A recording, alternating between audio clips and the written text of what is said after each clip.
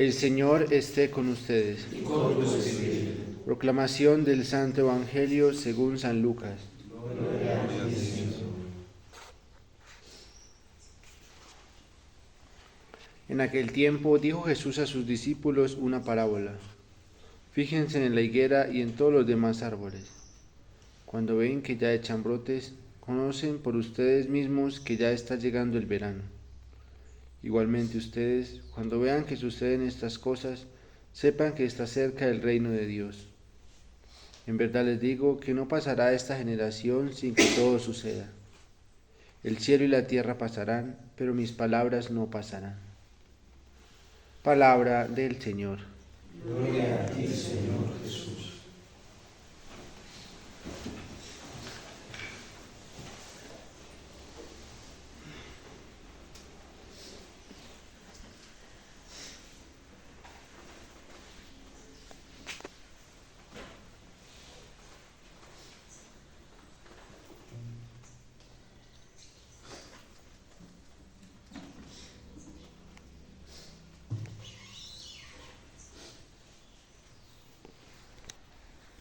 La fuerza que tiene la palabra de Dios es de un nivel sobrenatural muy alto, que ninguno de nosotros alcanza a calcular y a redimensionar desde las capacidades de nuestras facultades humanas, desde los sentidos, desde la misma capacidad racional. Juan empieza este libro del Apocalipsis diciendo revelación de Jesucristo, que es la palabra única y definitiva del Padre. Revelación a Juan de todo lo que va a pasar. Se la concedió Dios para manifestar a sus siervos lo que ha de suceder pronto. Y es tan fuerte y tan poderosa esta palabra de Dios que Juan dice, y tuve una visión, y tuve otra visión, y vi esto, y vi lo otro, y contemplé otro. Y en medio de esa visión está llegando a experiencias muy altas. Hoy el salmista nos da testimonio de lo que puede generar la palabra del Señor en el corazón de alguien que se acerca a ella con la actitud de un niño, de la sencillez, para comenzar a gustar dentro de ella la realidad misma del amor de Dios. Ya no es solamente lo que está viendo el salmista, es lo que está experimentando cada que medita la palabra del Señor. Está entrando en las moradas de Dios. Está entrando en la realidad misma del amor de Dios. Está entrando en la dimensión misma de lo que es Dios. Y por eso dice, qué deseables son tus moradas, Señor Dios de los ejércitos. Mi alma se consume y anhela los atrios del Señor. Mi corazón y mi carne se desvelan por el Dios vivo. Hasta el gorrión ha encontrado un nido. Hasta los polluelos han encontrado un nido.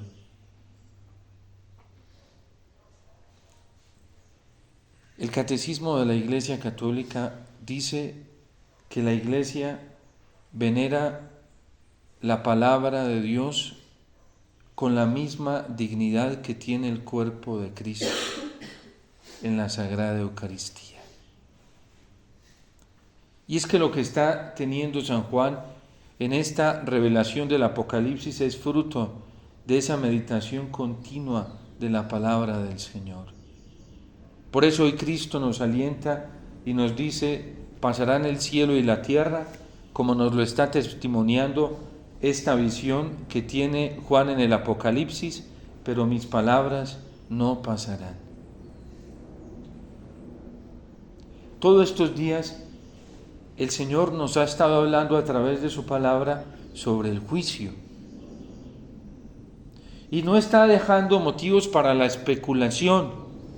Lo está exponiendo con tanta sencillez y claridad con tanta franqueza que es muy fácil detectar qué es lo que nos está queriendo mostrar el Señor, y es muy fácil leer en nuestro tiempo presente qué es lo que está pasando y aprender a hacer una lectura real, auténtica, serena y llena de esperanza de lo que va a suceder. Y por eso el Señor nos decía, todos estos días nos ha estado llamando a través del anuncio del juicio a la esperanza. No se escandalicen, no se asusten por estas cosas. Cuando les toque vivirlo y los lleven ante los reyes y los tribunales, no se preocupen de qué van a decir ni de cómo lo van a decir.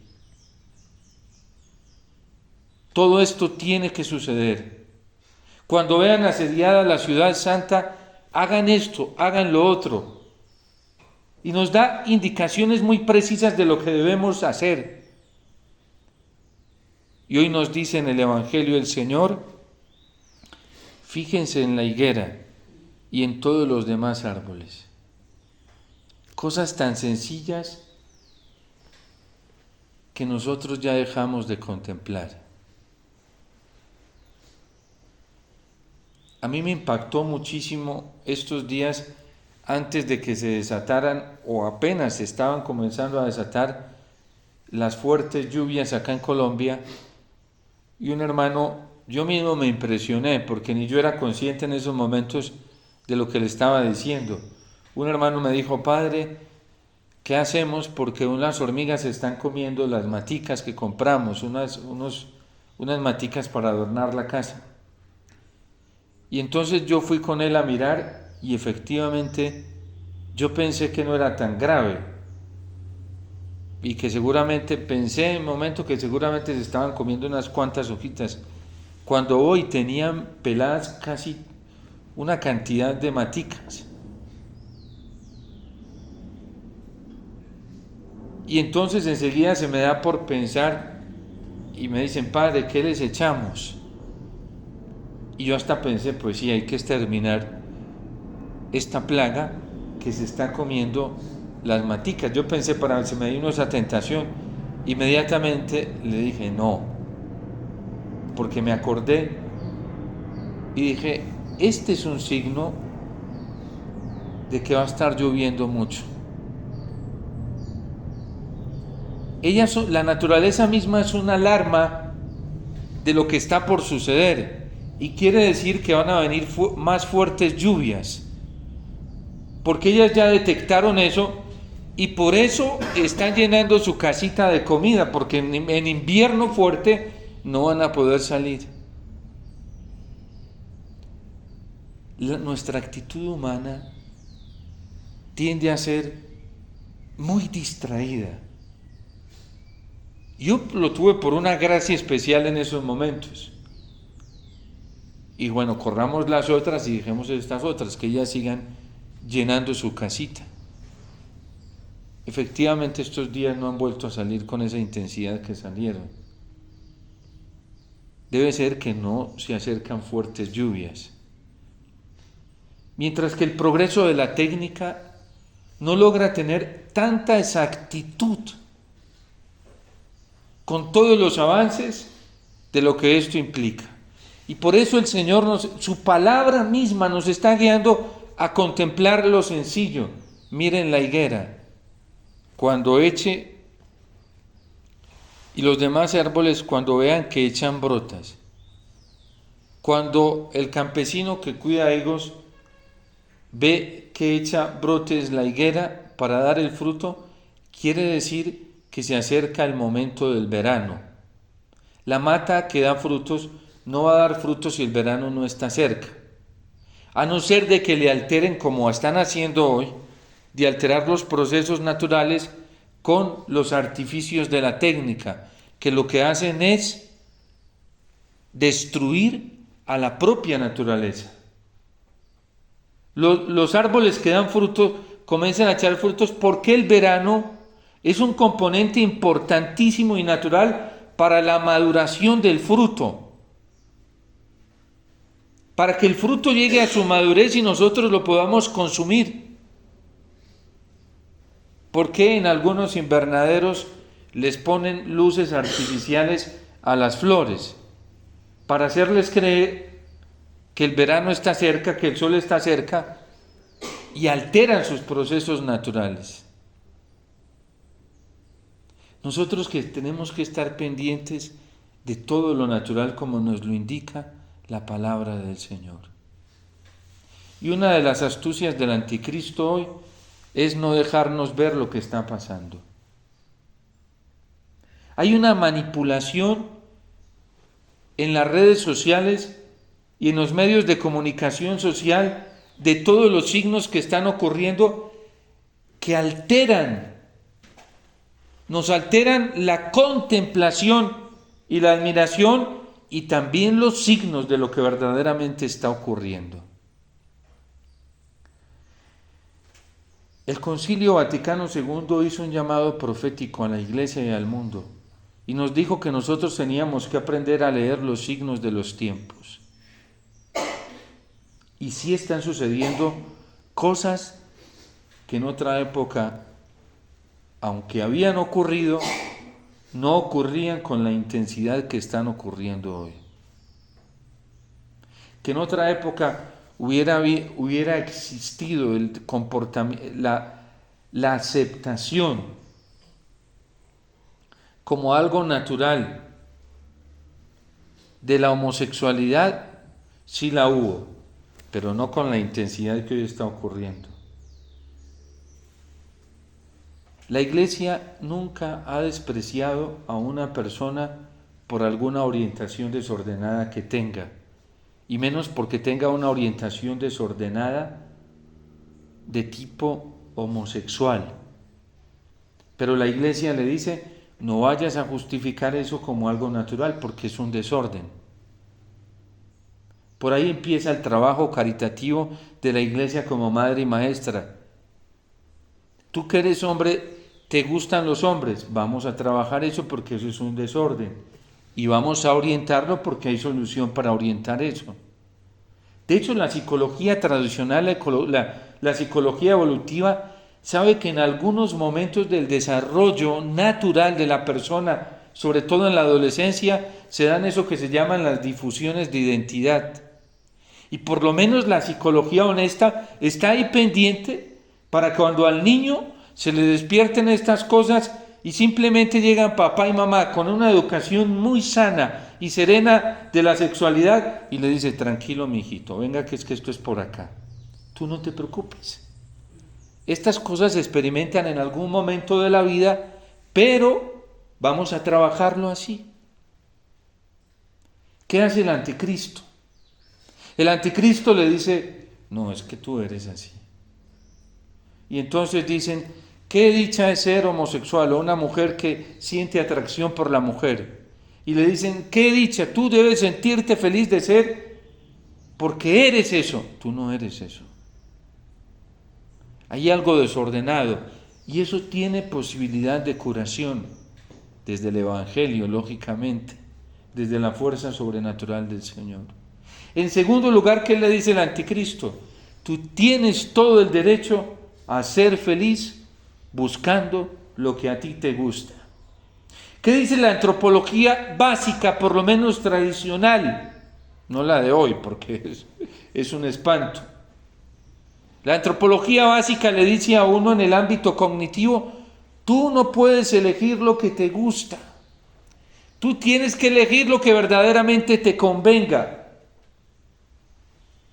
Y por eso Benedicto XVI nos lo advirtió diciendo que hace un siglo pensar en que dos hombres se casen y se unan y quieran encontrar la satisfacción plena para sus vidas, pensar en eso era impensable, es que ni siquiera era pensable hace un siglo. Hoy, a quien piense de manera contraria lo condenan, lo excluyen, lo insultan, y eso que ellos dicen que son los más tolerantes y son los más intolerantes. Estos defensores de estos desórdenes y arbitrariedades y pecados dentro de la Iglesia son personas agresivas, no toleran. Y tú les dices, venga, pero vamos a dialogar, es que hay otro. No, y son agresivos, fundamentalistas. Usted es un fanático, usted es un exagerado, usted es un cerrado, pero dialoguemos. Dígale hoy usted a alguien que defiende la masturbación como algo lícito y necesario para la persona humana. Venga, vamos a dialogar y ya está cerrada, prevenida. No, de eso no vamos a hablar. Venga, hablemos, que eso se puede trabajar, que eso se puede corregir, que eso se puede sanar. No. Se vuelven agresivos, intolerantes, fundamentalistas, defendiendo no solamente un desorden, sino aún dentro de la iglesia un pecado. Porque es que yo ya me habitué a pensar así y a hacer eso. O el que es adicto a la pornografía. Menciono esto pues porque es de lo más espantoso que hay hoy, ¿sí? Y de ahí para atrás, mire, cuando alguien comienza con un desorden de la pornografía y de masturbación, si no le pone riendas a eso, ¿en qué va a terminar eso? ¿Ustedes creen que los sacerdotes que terminaron abusando de menores, dónde empezaron? Primero tolerando esos pensamientos perversos, esas imaginaciones perversas. Se cansaron un día de luchar contra eso, porque no les sirvió el elemento de la psicología, no les sirvió el elemento de la capacidad racional, no les sirvieron las tácticas humanas. Y eso pasa. La gente se cansa cuando pone su confianza y su esperanza en las tácticas humanas para luchar contra eso. Se cansaron y terminaron aceptándolo, ¿no? Como ya no lo pude vencer con mis propias fuerzas, ya eso es normal que yo piense mal, que yo piense morbosamente, que yo piense... A mí me admira mucho cuando viene gente y me dice, Padre, es que se me vienen muchos pensamientos impuros, y yo, ¿y eso qué te genera? Y comienzan a llorar y me dice, Padre, mucho sufrimiento.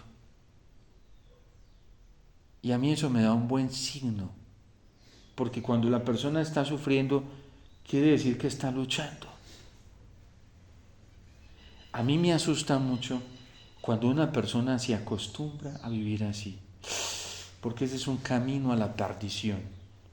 Por lo menos el que está luchando se puede morir en esa lucha y hasta se puede ir al cielo, porque si está sufriendo por no faltarle al Señor con esa lucha y todos los días viene y le llora y le dice, Señor, no puedo, ayúdame.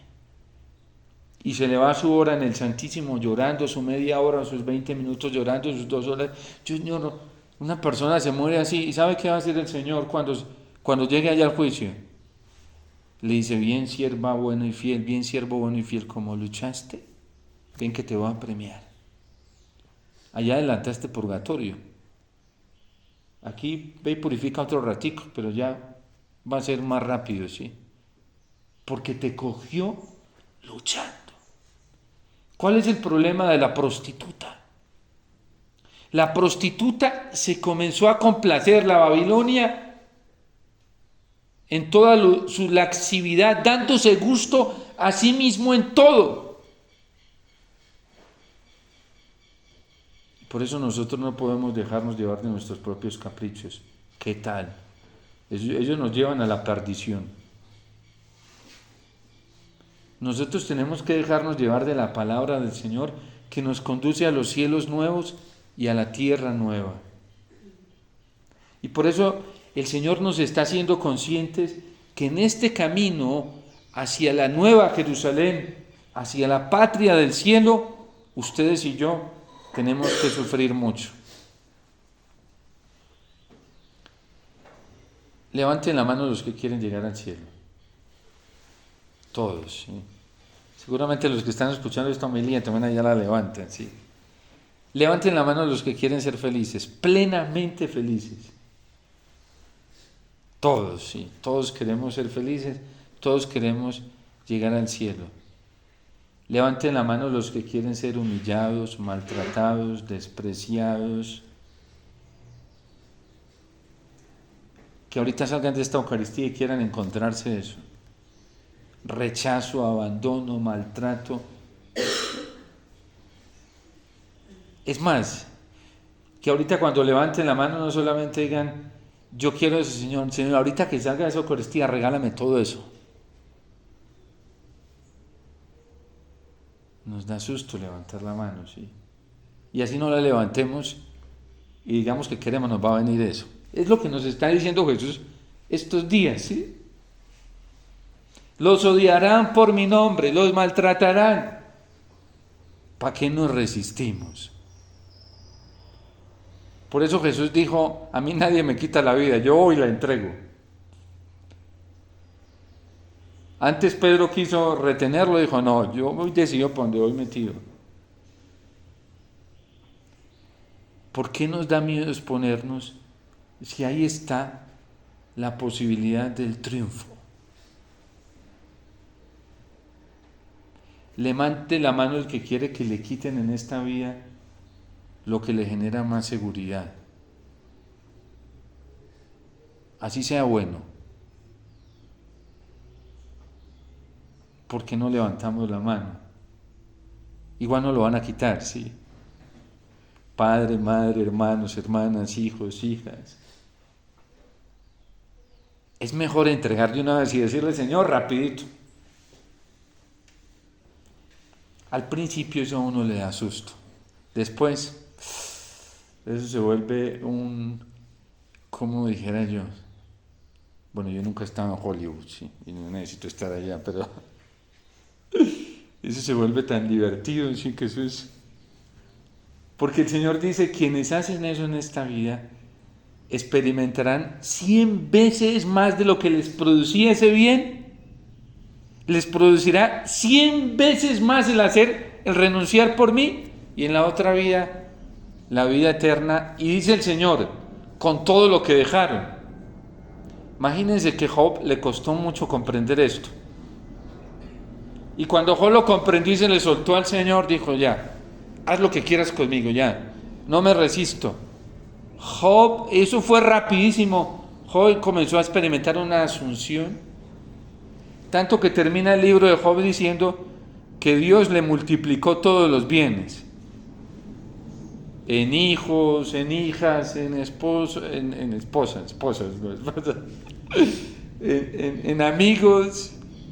Imagínense que hasta los amigos que hicieron sufrir tanto a Job porque no lo comprendía, el Señor se los transformó. ¿Ustedes se imaginan que por nuestra generosidad la persona que nos hace sufrir más porque nos desprecia, nos rechaza, en la realidad de la fe, esa es la persona que más nos va a amar? Esa es la persona que más se va a esmerar para que yo sea feliz. Eso sucede en la realidad de la esperanza cristiana. Dígale esto a un psicólogo de estos modernos para que dice, este padre está loco. ¿Sí? Lo que nos ofrece la esperanza cristiana es una cosa impresionante. Lo que nos ofrece la palabra de Dios. Por eso cuando uno lee la palabra de Dios así, yo no sé cómo se llaman los medicamentos que mandan hoy para dormir, para que la gente pueda descansar, se les quite el estrés, para bajarle la ansiedad, ¿sí? Pero cuando alguien cree en la palabra de Dios, hace un efecto mayor que todos esos medicamentos. Se le quita el estrés, se le quita la ansiedad, se le quita la angustia. Esos son los cielos nuevos y la tierra nueva. Cuando el Señor lleva a Ezequiel le tocó vivir un momento muy duro. Tan duro que el Señor le dijo, le vas a ir a hablar a mi pueblo. Y te voy a decir, Ezequiel no entendió en esos momentos. Cuando Dios le entrega una misión a uno, no le entiende a Dios. Uno cree que le está entendiendo y no es consciente de lo que Dios le está diciendo. Ezequiel, no te van a escuchar. Pero es paradójico, le dice, ve y háblales en mi nombre, pero no te van a escuchar. ¿Y Dios por qué dice eso? Porque Dios ya lo experimenta. Nadie ha experimentado, tiene tanta experiencia del rechazo, del abandono, de la incomprensión, de la traición, de la negación. Nadie tiene tantas experiencias negativas en su vida de parte nuestra como Dios. Él nos ganó a todos. Job es una prefiguración de lo que Dios vive, ¿sí? Y una prefiguración es incompleta. Y alguien dice, es que a alguien le puede suceder algo más duro que lo que le sucedió a Job, a Dios. Y sin embargo, Dios siempre mantiene en él, siempre está viva la esperanza. Entonces Dios ya había experimentado la sordera del pueblo, que Él les hablaba, les decía, la ceguera que Él les mostraba y no veían. Y le dice, no te van a escuchar. Hasta que Ezequiel comienza a padecer lo que Dios ha padecido, a sufrir, porque el pueblo era sordo, no escuchaba. Al contrario, se llenaba de odio contra Él. Y hay gente que se ha llenado de odio contra Dios, lo desprecia. Por allá en el capítulo 37 le dice, lo lleva a una vega y le dice, mira, y ve una cantidad de, ¿qué estás viendo? Y dice, unos huesos secos, pero muchos, estaba llena la vega de huesos secos. Y le pregunta al Señor, ¿podrán vivir esos huesos, tomar vida? Al profeta todavía la fe no le alcanza, le dice, no sé. Porque si el profeta tuviera la fe suficiente, decía, sí, para ti no hay nada imposible. En cambio a la Virgen le dice Dios, el que se encarnará de ti reinará y salvará a todos. Y la Virgen creyó. Y le dice Dios, le dice el ángel, porque para Dios no hay nada imposible. Ella dijo, fíjate. Ezequiel dijo, no lo sé. Todavía la fe no le alcanza. No lo sé. Total, le dice, profetiza esos huesos secos. Háblales. Y comienza el profeta. Y se van llenando de piel. Y se van llenando de nervios. Y él ve cómo se van. Y a medida que él va hablando y profetizando, van tomando vida. Pero les falta vida. Tienen carne, nervios, pero les falta vida. Y le dice, podrán tomar vida esos cuerpos. Y se profetízales. Profetiza al Espíritu y dile que venga. Y comienza Ezequiel a profetizar y viene el Espíritu de los 4 puntos cardinales y comienzan a tomar vida esos cuerpos. Y le dice el Señor, esa es la casa de Israel y eso es lo que yo voy a hacer. Para un cristiano que ya perdió la fe, la conversión de un presidente como Maduro, como el nuestro, es imposible, ¿sí? Y por eso hay tantos que ya perdieron la fe en la iglesia, que ellos mismos creen que la salvación de Colombia depende de su poder político y de su astucia. ¡Qué pecado!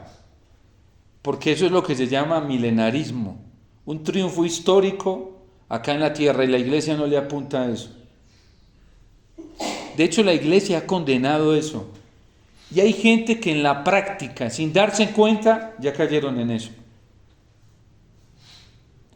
¿Qué pasó en elecciones presidenciales en Colombia?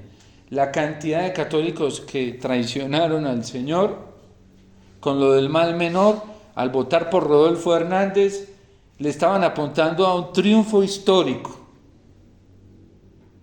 Y no es a lo que la iglesia le apunta. La iglesia sabe que incluso el diablo se nos puede reír en la cara cuando nos abofeteen, nos maltraten, nos humillen y hasta nos maten. Y para una persona sin fe, eso es un fracaso para quien perdió la fe. Para el que tiene la fe, ese es el triunfo más grande. Porque al tercer día resucitará. Y se levantará por encima y su reino no tendrá fin. Son los cielos nuevos y la tierra nueva, pero no son a la manera humana. El numeral 675, 676 y 677 del Catecismo de la Iglesia Católica nos habla de esto. El numeral 20 y 21 de la Gaudium et Spes del Concilio Vaticano II nos habla de esto. El capítulo, bueno, no recuerdo si es el 6 o el 7, pero bueno, índole escatológica de la Iglesia, de la Lumen Gentium, nos habla de esto. Por eso no nos dejemos engañar, porque hoy nos están ofreciendo alternativas falsas. Y la verdadera alternativa para este triunfo está en la morada de Dios con los hombres. Y la morada de Dios con los hombres es su palabra y es la Eucaristía. Por eso los que venimos a la Eucaristía con fe experimentamos como Juan, podemos ver los adelantos y anticipos de los cielos nuevos y la tierra nueva. El domingo en la Eucaristía de Cristo Rey, yo creí que era solamente yo el que estaba experimentando eso. Cuando después una fila de gente que se comenzó a hacer, y mucha gente experimentaba eso. Y fue en la Eucaristía, esto que experimenta hoy el salmista. Qué deseable. Una señora, yo lo conté ayer, a mí me impactó, me dijo: Padre, usted, en medio de lágrimas, usted ha ido a Medjugorje, y me traía una estampita y una medallita. Y entonces yo le dije: sí, yo sí he ido. Y me dijo: yo no he ido, pero hoy viví en Medjugorje en esta Eucaristía. Sí, y es verdad, la experiencia de Medjugorje es una experiencia, es un preludio del cielo en esta tierra.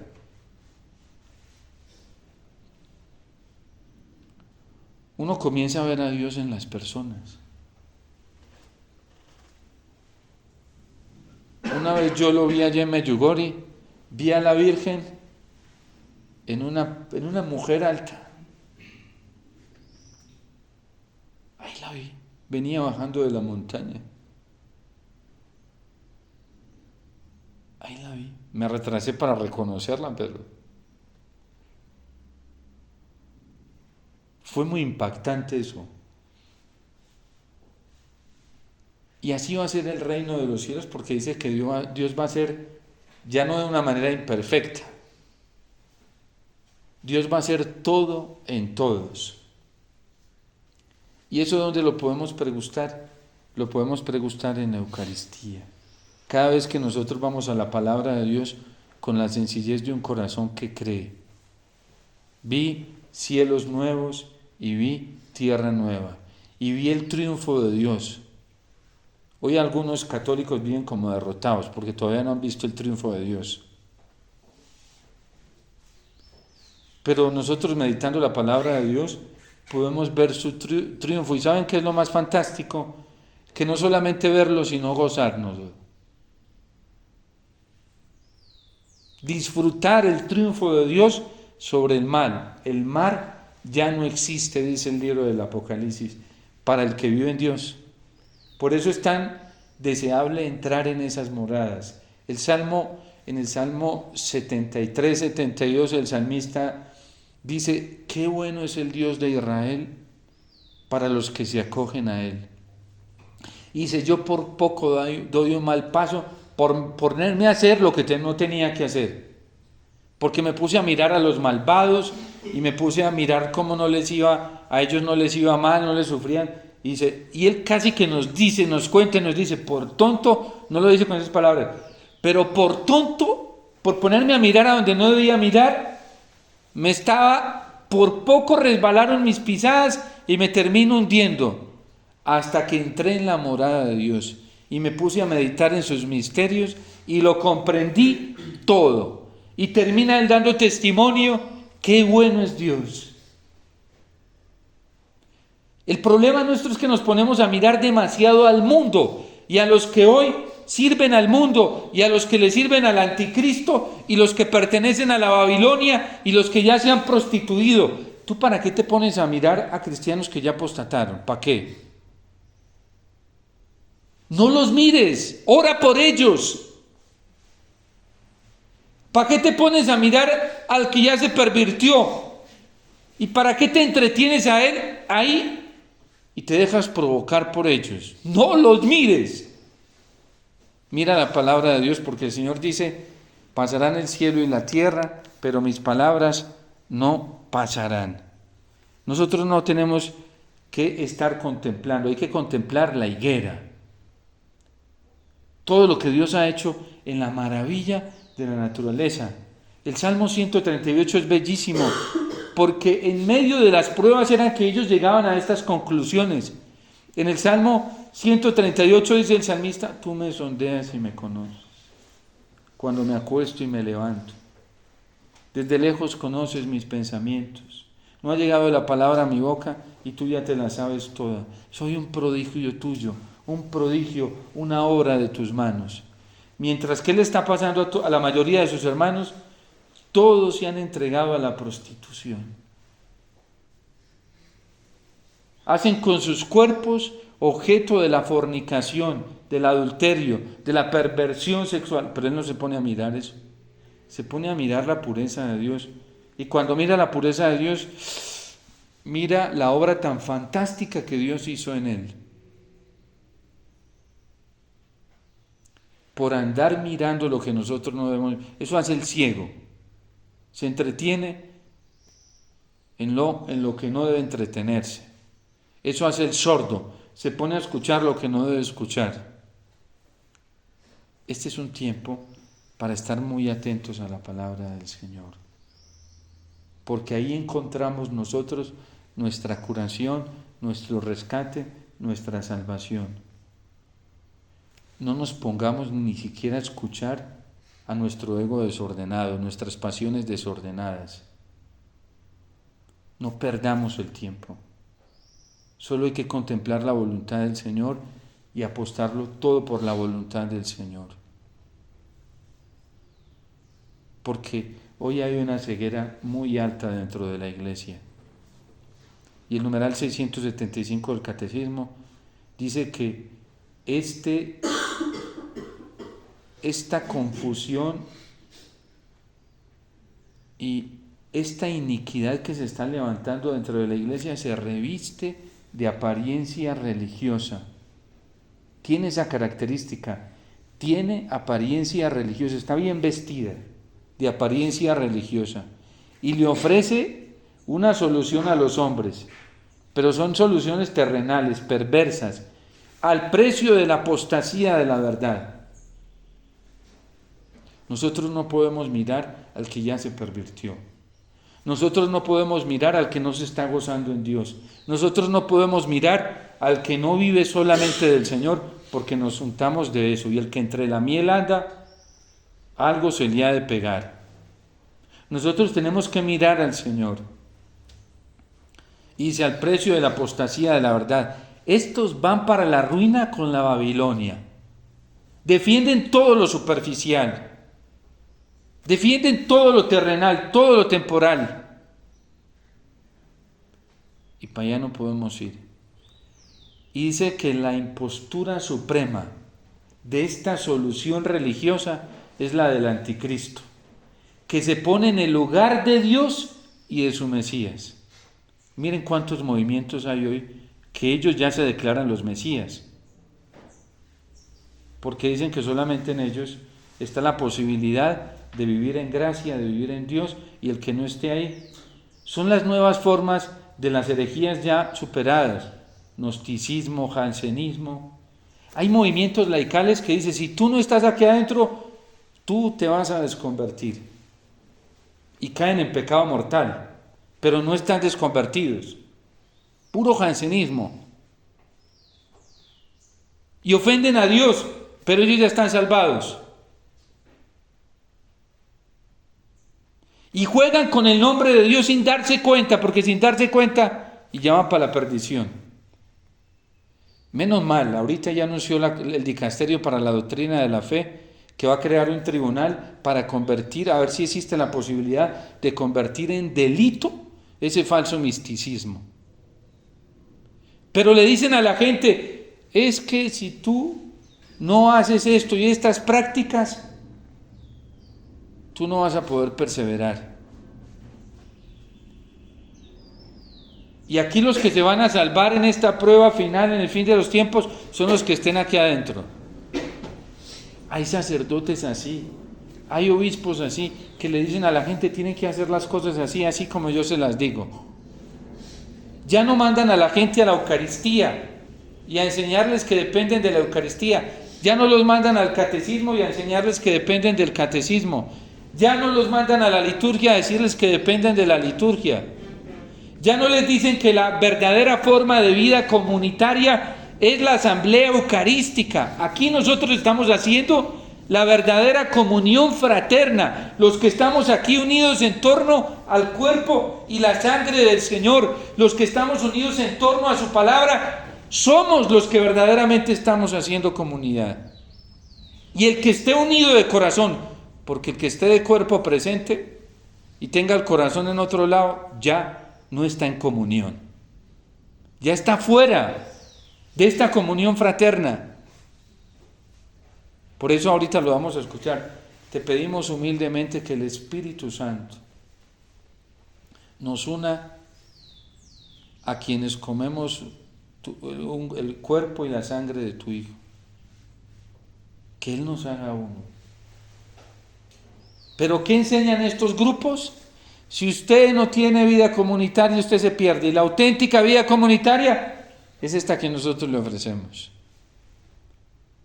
Cuando el concilio nos enseñó que la verdadera expresión de comunión está en la Eucaristía. Imagínense nosotros los religiosos, si no tenemos a Cristo Eucaristía como el centro, el que no lo tenga no está haciendo vida fraterna. Lo demás es una mentira, una completa mentira, un engaño.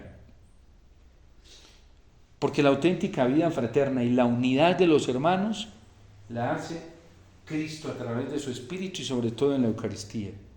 Yo no le puedo creer a alguien que me diga: Padre, es que yo tengo mucho deseo de unidad y de vida fraterna y yo sí lucho por la unidad porque hago esto, pero uno los ve a todos viviendo superficialmente la Eucaristía. Yo digo, eso es una mentira. Eso es más falso, porque si no hace comunión con Cristo en la Eucaristía porque ya perdió la fe en Él, menos que va a hacer comunión. Va a hacer comunión con el mal, con lo que no es Dios, con lo que no es el Señor. Con eso sí va a hacer comunión. El que no hace comunión con Cristo en la Eucaristía y en su palabra, no, es mentira que va a hacer comunión con alguien.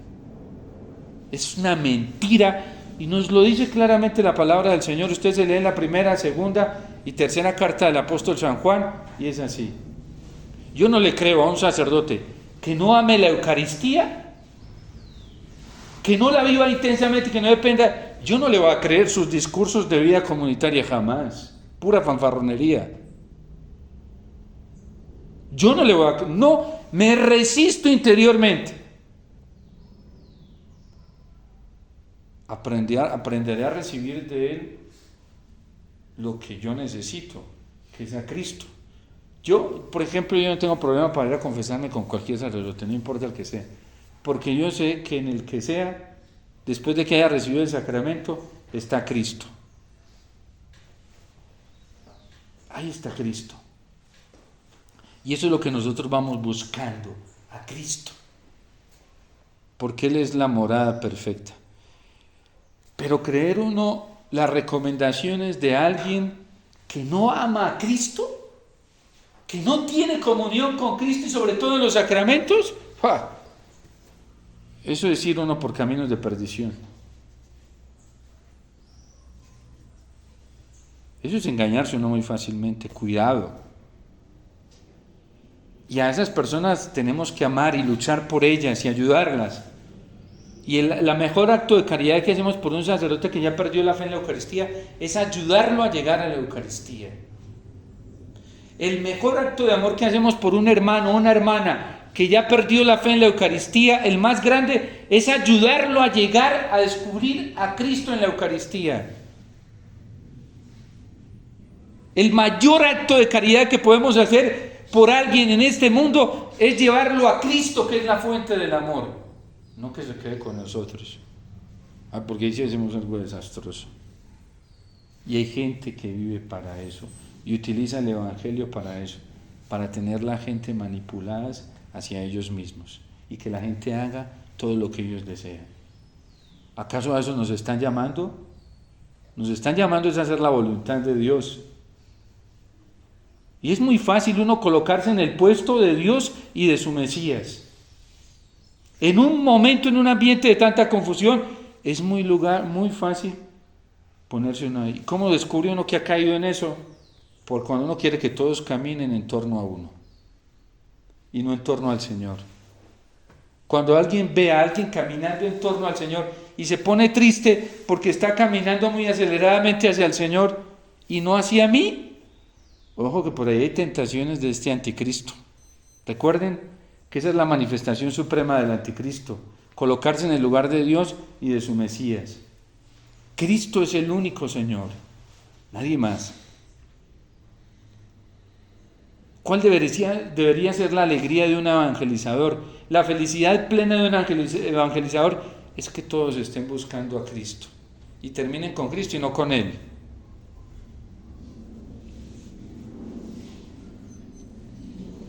No que esté pegado ahí escuchándolo, esclavizado pasivamente en las redes sociales detrás de un predicador y no detrás de Cristo en el sagrario o en la Eucaristía. Por eso la Iglesia nos habla claramente. La manifestación suprema de esta impostura religiosa es la del anticristo, que se coloca en el lugar de Dios y de su Mesías. Y este anticristo está en todos los corazones que ya no tienen a Cristo como Señor. Por eso el Papa Benedicto nos dijo que la única forma de enfrentarse a este poder era a través de la oración, de toda una diócesis y de toda la Iglesia, porque confunde. De repente se te presenta tan amable y tan querido y tan tierno y tan bondadoso, pero son apariencias. Tú te das cuenta por la relación que tienen con la verdad de la palabra de Dios y sobre todo en el aspecto moral y de fe con los sacramentos. Ahí te das cuenta. Eso es muy fácil darse cuenta. En la relación que tengan con los sacramentos y sobre todo con la Eucaristía, uno se da cuenta.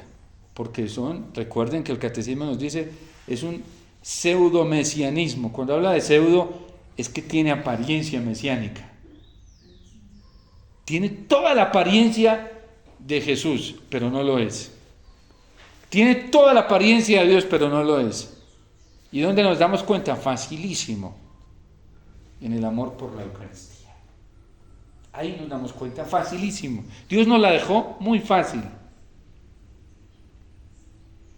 Porque el anticristo puede rezar rosarios, y se puede rezar 10, 20, 30. Pero no termina en el misterio del rosario. ¿Cuál es el misterio central del rosario? Cristo. Un verdadero, dice San Luis María Griñón de Montfort, los verdaderos devotos, ¿cómo terminan? Enamorados de Jesús. Los falsos devotos, ¿cómo terminan? Haciendo prácticas y poniéndose cosas externas. Lo dice en el Tratado de la Verdadera Devoción, cuando habla de los verdaderos y falsos devotos. Los falsos devotos, ¿quiénes son? Cosas externas, lo dice San Luis María Griñón de Montfort. Medallas, cadenas, insignias, todo eso. Dice que son hipócritas. Los verdaderos devotos aman la Eucaristía, se entregan por la Eucaristía, es la prioridad de ellos. Que el Señor nos encuentre amándolo solo a Él y nada más que a Él. Para eso existimos ustedes y yo. Y amando al Señor tendremos un verdadero amor por los demás. Qué bueno que el día de mañana alguien te diga gracias, porque con tu testimonio de radicalidad al Señor me ayudaste a salir de mi esclavitud y de mi oscuridad. Si tú no te hubieras mantenido firme, yo no hubiera visto al Señor en ti. Pero como te fuiste capaz de mantenerte firme, incluso cuando yo mismo te acusé, te señalé y te lastimé, ahora yo me he dado cuenta que es por ahí. Eso lo hizo San Pablo con los cristianos. Gracias, porque con su testimonio me derribaron. Y cuando yo más los perseguí, me llené de odio, ustedes más radicales se volvieron por Cristo y me enseñaron que Él era la verdadera luz. Gracias. Si los cristianos que San Pablo persiguió no se hubieran mantenido firmes, San Pablo a lo mejor no hubiera sido derribado. A él lo derribó fue el testimonio de los cristianos, que se radicalizaron por un amor grande a Dios.